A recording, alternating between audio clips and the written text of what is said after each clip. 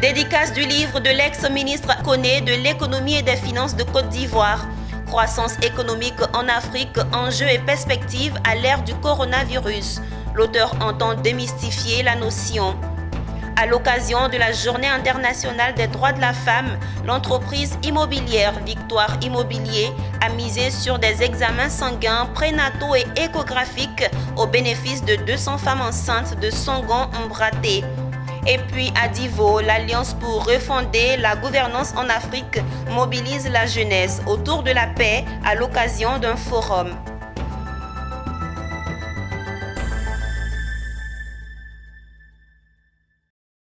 Bienvenue Madame, Monsieur au journal de Business 24 Africa. Merci pour votre confiance renouvelée. Il entend démystifier la notion de croissance économique à travers son livre Croissance économique en Afrique, enjeux et perspectives à l'ère du coronavirus. Adama Koné, ex-ministre en charge de l'économie et des finances de Côte d'Ivoire, tente de démocratiser la notion de croissance économique pour l'ensemble de ses concitoyens. Un livre de 256 pages qui présente le modèle économique ivoirien. Patrick Krou, Doumbia Ayouba dans un commentaire de Mireille Abalé. Des salves d'applaudissements pour saluer les propos et les écrits de l'auteur Adama Koné, ex-ministre et aujourd'hui administrateur à la BAD, lors de la dédicace de son ouvrage « Croissance économique en Afrique, enjeux et perspectives à l'ère du coronavirus, l'expérience de la Côte d'Ivoire ». Pour l'auteur, son livre répond à la problématique de la notion de croissance économique, ses manifestations et les nouveaux défis qu'elle doit relever pour apporter davantage de progrès aux populations ivoiriennes. La croissance économique, c'est la création de richesses dans un pays. Et une fois que la richesse est créée, elle doit être repartie. Mais qui crée la richesse? Ce sont les agents économiques, c'est-à-dire vous, moi, le citoyen lambda. Donc quand il y a la création de richesses, ces richesses-là donc sont reparties au gouvernement, aux entreprises et aux ménages. Donc dans la croissance économique, tout le monde gagne. Voilà pourquoi dans le livre j'ai dit que la croissance est l'affaire de tous.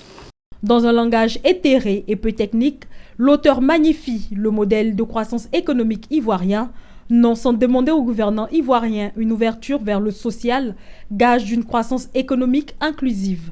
Une croissance économique, quand elle est forte et qu'elle dure un certain temps, il faut qu'elle puisse quand même qu'elle soit inclusive. Il faut que les effets de la croissance soient partagés. Dans l'assistance, des personnalités n'ont pas boudé leur plaisir de questionner l'auteur sur les problématiques de croissance économique qui semblent avoir des retombées invisibles. Je suis venu à cette dédicace parce que ce terme m'a beaucoup interpellé. Quand on dit ici la croissance économique en Afrique, état des lieux et perspectives à l'heure du coronavirus, étant une structure financière, ce terme m'a beaucoup interpellé. C'est un livre qui est vraiment très riche, qui est basé sur l'explication d'abord de façon très pédagogique de ce que nous pouvons appeler la croissance en Afrique et comment surtout partager cette croissance-là. La croissance qui est produite aujourd'hui me paraît à mes yeux comme une croissance exogène par rapport à la croissance que nous avons connue avec le modèle économique d'Oufoué. Le modèle économique d'Oufoué était qu'il s'endettait pour créer de la production industrielle. Vous avez connu Soderi, Sodepra, Satmassi, toutes ces entreprises-là contribuaient à créer de la croissance et je peux parler d'une croissance endogène. Voilà. Aujourd'hui, c'est une croissance par l'investissement, par des infrastructures et donc ces infrastructures-là sont conduites par des entreprises étrangères qui récupèrent tout l'argent et qui rapatrient cet argent-là à l'extérieur. Donc la croissance ne reste pas dans le pays. Et donc ça ne va pas jusqu'aux citoyens lambda, à Ferke, à Tengrela, à Korogo. Regardant droit dans les yeux des sceptiques, Adama Koné, ancien ministre en charge de l'économie, a relevé que la Côte d'Ivoire est un pays riche. Abidjan aujourd'hui, des travaux un peu partout, en termes de routes, en termes d'adduction d'eau, un peu partout sur toute l'étendue du territoire. Ça, ce sont les manifestations d'un pays qui est en croissance économique.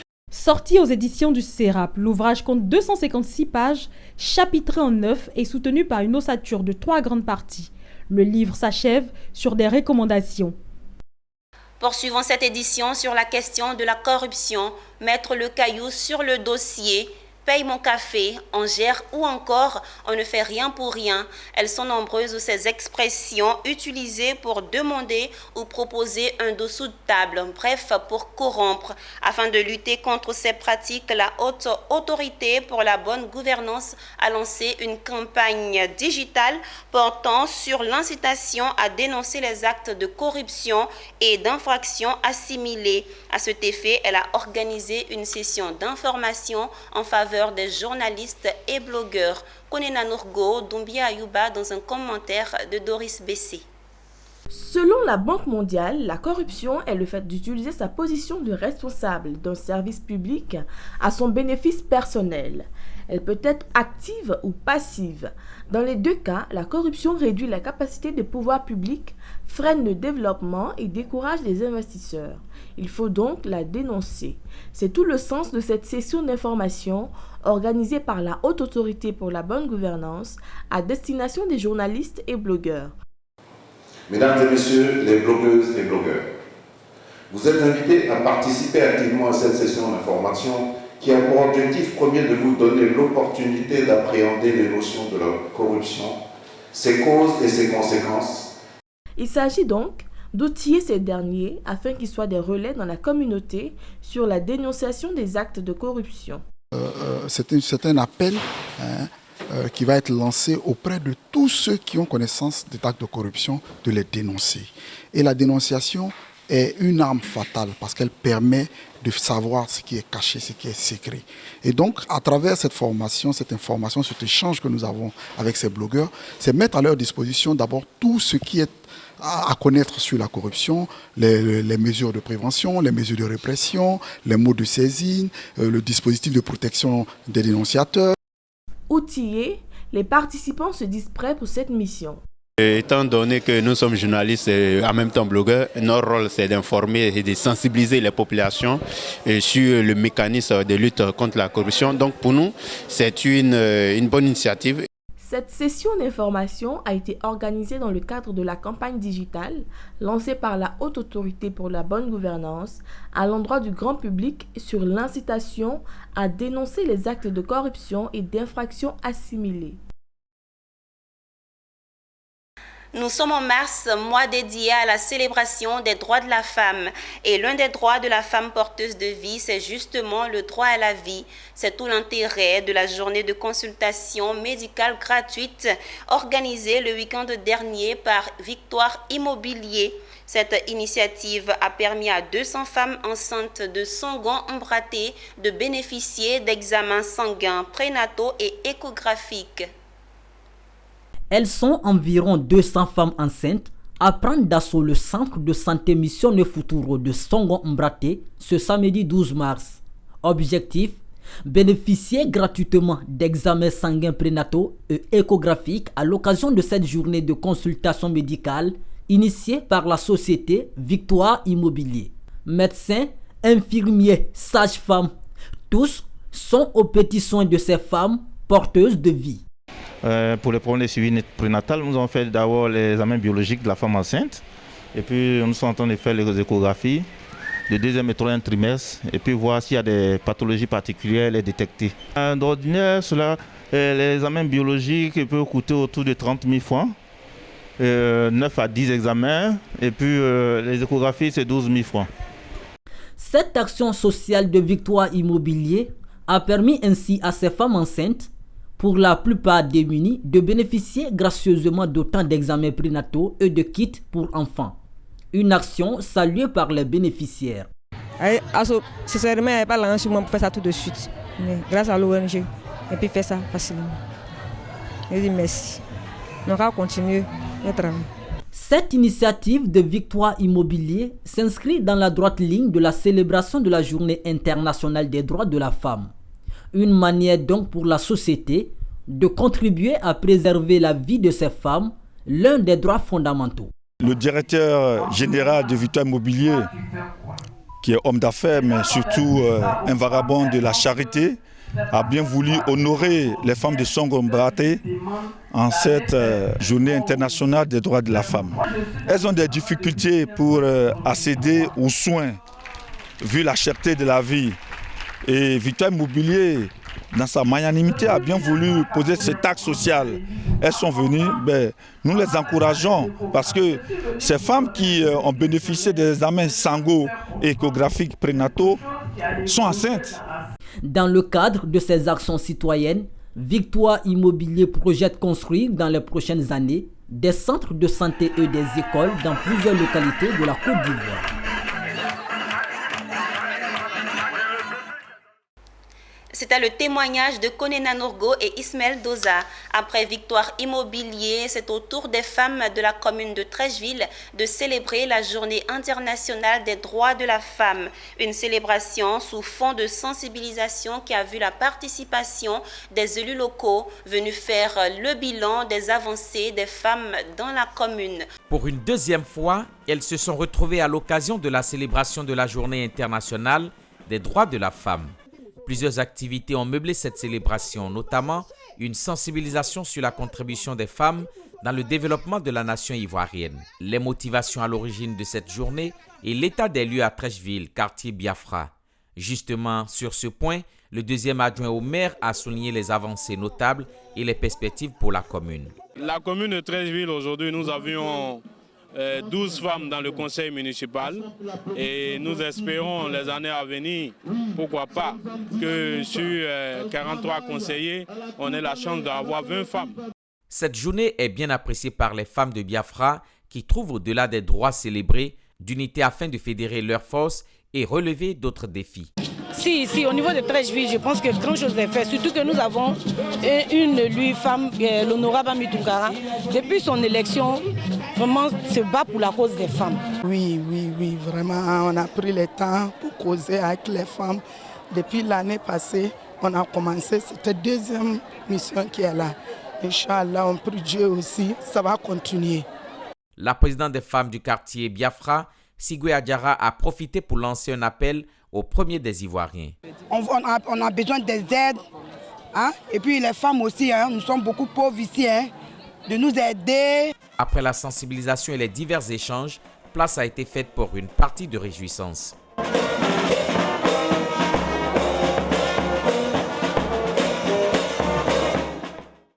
La World Chaplains Association Human Rights pour l'Afrique et Haïti est une organisation internationale accréditée à l'Organisation des Nations Unies. Son premier responsable est l'Ivoirien général Joseph Mathias Lebailly. Depuis la semaine dernière, il est officiellement monté en échelon. De général divisionnaire, Mathias Lebailly a été élevé au grade de général du corps armé, général 4 étoiles. La cérémonie a vu la présence de plusieurs officiers subalternes et supérieurs et c'était au siège de l'organisation à Cocody, en gré 8e tranche. Le directeur exécutif de la World Chaplains Association Human Rights des Nations Unies pour l'Afrique et l'Haïti, le général de division Joseph Mathias Lebailly, monte en grade. Au cours de la cérémonie, ses insignes de général divisionnaire lui ont été enlevés et remplacés par des 4 étoiles. Joseph Mathias Lebailly est désormais général de corps d'armée, général 4 étoiles à la satisfaction des officiers subalternes et supérieurs et des représentants des bénéficiaires d'exactions de cette organisation accréditée par l'ONU. Cette élévation est un honneur non seulement pour la World Chaplains Association Human Rights des Nations Unies, mais aussi pour la Côte d'Ivoire, qui voit l'un de ses ressortissants briller au plan international.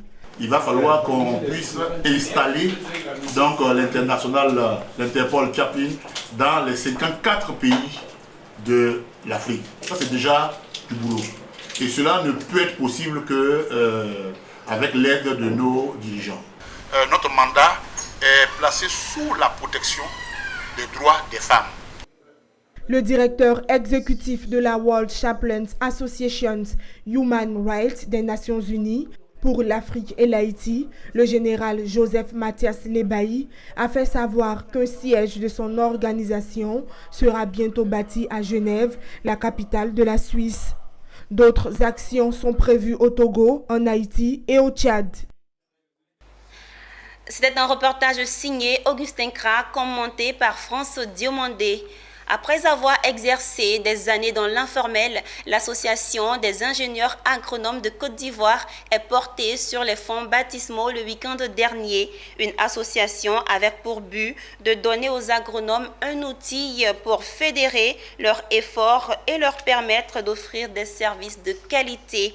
Le comité d'organisation a procédé à l'élection du président lors de l'Assemblée générale constitutive en présence d'un commissaire de justice, Tima Traoré et Marie-Christelle Zogueyi.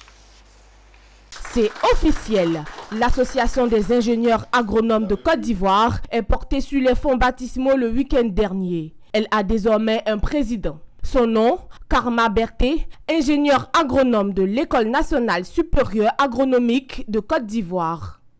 Il a été élu à l'unanimité avec 100% des voix à l'occasion de l'Assemblée générale constitutive de l'association et ce pour un mandat de 4 ans. Nous sommes une corporation dont l'impact sur le développement agricole de la Côte d'Ivoire est indéniable.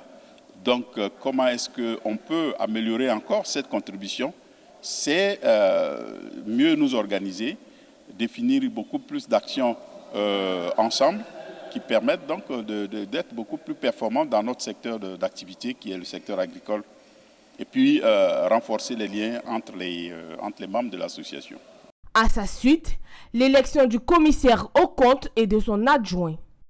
L'Assemblée générale constitutive marque un nouveau départ pour les ingénieurs agronomes, tous titulaires de l'École nationale supérieure agronomique, engagés pour le bon fonctionnement de leur corporation. Le statut et le règlement intérieur étant adoptés et validés, les grands chantiers peuvent démarrer avec le soutien du Fonds interprofessionnel pour la recherche et le conseil agricole. Parce que vous le savez bien, l'économie de la Côte d'Ivoire a reposé longtemps et continue de reposer beaucoup sur l'agriculture et les animateurs au quotidien sont constitués quand même d'un corps d'élite qui s'appelle les ingénieurs agronomes. Composée de 2000 membres, l'Association des ingénieurs agronomes de Côte d'Ivoire existe depuis 10 ans de manière informelle avec plusieurs actions sociales entreprises. Ces assises de l'association sont la preuve que les membres n'attendaient que ce moment. Abordons à présent un volet sanitaire dans cette édition. C'est une première en Côte d'Ivoire. Désormais, les acteurs et autres professionnels de la santé ont leur festival. Le FESCAS, entendez, le festival sportif et culturel des acteurs du système sanitaire prévu du 11 au 15 juin prochain. Ce festival a été lancé récemment à l'hôpital général de la commune de Port-Boué. Ismaël Doza dans un commentaire de Diane Cablancan. Les acteurs du système sanitaire ont désormais le festival sportif et culturel des acteurs du système sanitaire, un festival qui vient valoriser les agents de la santé des Côtes d'Ivoire. Les 11, 12 et 15 juin prochains, ils déposeront leur blouse, scapel et autres bistouris pour une série d'activités culturelles et sportives à l'espace Agora de Koumassi. Le contenu de FESCAS, c'est qu'il y aura des activités sportives et également, au-delà de ces activités sportives, nous avons un dîner gala. Ce dîner gala qui va servir à recueillir des fonds et le besoin qui se trouve vers l'orientation de ces fonds, c'est que c'est l'Institut qui regroupe les enfants atteints de cancer. Pour cette première édition, le FESCAS a obtenu la caution de la tutelle et des responsables des structures sanitaires. Cette initiative a été la bienvenue pour qu'on sache au moins ce que la population pense du personnel médical et qu'ils sachent que le personnel médical est là pour eux. Le ministère a décidé d'accompagner ce festival tout simplement parce que, vous le savez, nous sommes dans un secteur très stratégique, un secteur qui demande beaucoup d'efforts puisque nous travaillons sur l'humain, nous travaillons dans le domaine social, donc un domaine qui est beaucoup prisé. Et ce qui fait que nos agents sont beaucoup stressés au niveau du boulot.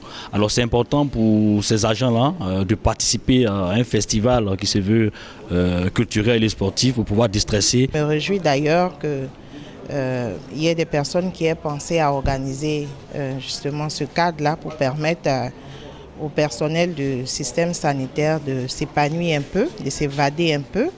Les responsables attendent pour cette première édition du festival sportif et culturel des acteurs du système sanitaire environ 5000 festivaliers.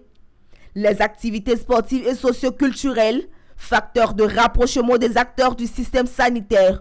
C'est le thème choisi pour cette édition. Une autre page de santé dans ce journal. Donner du sens et sauver des vies, avons-nous l'habitude d'entendre. La Fondation Action pour le bien-être APB, en collaboration avec le Centre national de transfusion sanguine CNT, organise une campagne de don de sang qui a démarré récemment au centre de bureautique, de communication et de gestion de Treichville. L'objectif de cette campagne est de réussir à mobiliser plus de donneurs possibles dans tout le pays. Pierre Tebeu et Doumbia Ayouba. Voici le précieux liquide qui fait couler beaucoup d'encre et de salive. Il y a quelques jours, le gouvernement ivoirien a décidé d'uniformiser le prix de la poche de sang à 3 000 francs CFA dans les hôpitaux, aussi bien dans le public que dans le privé. Un moyen de stopper la surenchère et la truanderie qui avait jusque la cour dans le secteur de la santé. Le gouvernement voulait aussi se faire entendre et reprendre la main sur ce précieux liquide qui sauve des vies. Une initiative très appréciée par les ONG et les fondations qui organisent des campagnes de dons de sang comme la Fondation Action pour le bien-être APB. Aujourd'hui, cette mesure-là, ça réduit les risques de fraude dans la matière. Mais vous savez, le véritable problème de sang en Côte d'Ivoire, c'est la disponibilité. C'est vrai, maintenant, c'est 3 000 francs. Mais il faut qu'il y en ait pour que ce soit vendu à 3 000 francs. Cette campagne de la Fondation APB vient contribuer à réduire l'écart du nombre de poches de sang dans les centres de santé. Nous sommes fiers aujourd'hui de pouvoir, par la grâce de Dieu, apporter cet oxygène à ces personnes qui sont en difficulté, en grande difficulté.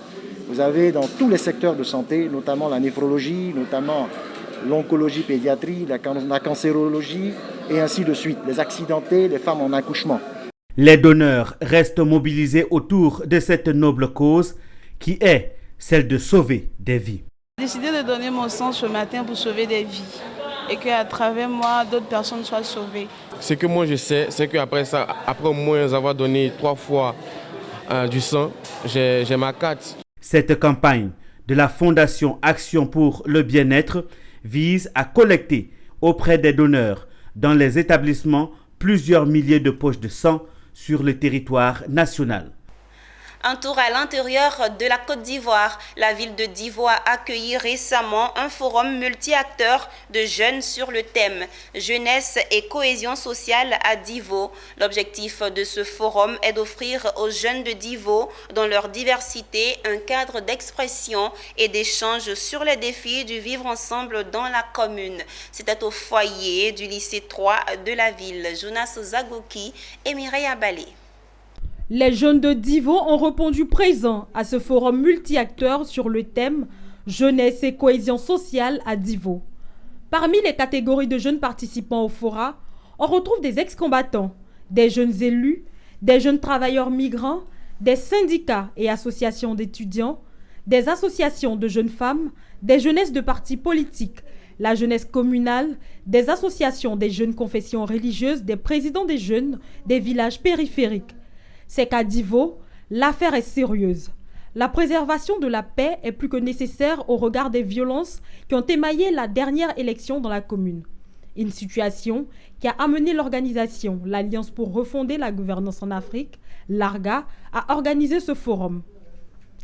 Il s'agissait au cours de cette rencontre de recueillir ce que pensent les jeunes de la cohésion sociale, quelle est leur perception et leur représentation de ce concept de cohésion sociale dans leur localité et en Côte d'Ivoire. Quels sont les enjeux, les facteurs et les acteurs qui fragilisent la cohésion sociale ou encore de quelle société ivoirienne rêvent-ils? Ce sont là des questions indicatives qui ont aidé à animer le forum. ARGA a initié au niveau de Divo une plateforme pour pouvoir co-construire des savoirs avec les jeunes sur les défis de vivre ensemble. Alors, d'un point de vue de la méthodologie, toute cette semaine-là, les équipes de ARGA étaient en immersion dans les différents quartiers de Divo. Alors, dans ces différents quartiers, ils ont, avec des panels, ils ont essayé d'échanger avec la jeunesse de Divo. L'Alliance pour refonder la gouvernance en Afrique, l'ARGA, a réussi son pari de partager son expérience dans la mise en place d'espaces de parole et de construction de savoir sur la paix et la cohésion sociale, et ce, à la grande satisfaction des jeunes de Divo. En tant que jeunes de ce pays, nous rêvons d'une Côte d'Ivoire en paix, bien entendu. Une Côte d'Ivoire développée, une Côte d'Ivoire où l'égalité des chances et le respect des droits sont une réalité. Accompagner ARGA dans les différentes actions. Et aujourd'hui, vraiment, le forum a atteint, selon nous, le forum a atteint ses objectifs. Tenir deux choses fondamentales. La première chose, c'est quand même le fait que les jeunes ont pu parler librement, d'une part, et d'autre part, ont pu travailler ensemble sur certaines questions. L'Alliance pour refonder la gouvernance en Afrique, ARGA, n'est pas seule à diriger ce forum. Elle avait à ses côtés le laboratoire interuniversitaire des sciences sociales et des organisations, l'ASSO, et l'université Peleforogon Coulibaly. Pour rappel, à Korogo en 2017, Bouaké en 2018, Daloa et Yamsokro en 2020. Le forum multi-acteurs des jeunes de Divo avait déjà été organisé par l'Alliance pour refonder la gouvernance en Afrique, ARGA. Après Divo, rendons-nous à San Pedro où la direction de la police des stupéfiants et de drogue a sensibilisé les élèves sur les effets néfastes de la drogue. C'était au cours d'une conférence prononcée lors des journées de sensibilisation édition 2022. Cette conférence marque le lancement des activités des journées de sensibilisation de la DPSD sur le thème drogue et école. Agissons maintenant. Abel Kwao et Marie-Christelle Zogui. La salle du Rotary du quartier Segweke a servi de cadre aux journées de sensibilisation édition 2022 de la direction de la police des stupéfiants et des drogues DPSD sur les effets néfastes de la drogue. La DPSD, en organisant ses activités chaque année dans les différentes régions du pays, veut interpeller sur les effets nocifs de la consommation de la drogue sur les populations et particulièrement sur les jeunes. Kone Karimou, sous-directeur des enquêtes à la DPSD, a expliqué que la drogue est une substance psychoactive, naturelle ou synthétique qui, lorsqu'elle est consommée, perturbe le fonctionnement du système nerveux central ou modifie les états de conscience.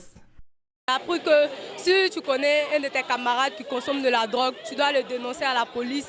J'ai appris aussi que si tu le dénonces, combien d'années va passer en prison. Et j'aimerais dire à tous mes amis d'ici et d'ailleurs que la consommation de la drogue a un mauvais impact sur notre vie, sur la vie sociale et nous-mêmes notre propre santé. Et elle gâche notre avenir.